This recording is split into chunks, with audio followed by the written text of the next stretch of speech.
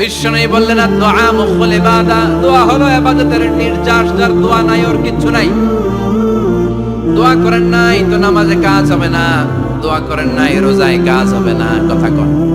আর দোয়া মুখুল ইবাদা, দোয়া হচ্ছে ইবাদতের নির্যাস। আবার তিরমিজির বর্ণনায় বললেন আর দোয়া হুয়াল ইবাদা, দোয়াটাই নাকি ইবাদত, দোয়াটা ইটসেলফ এইটাই ইবাদত।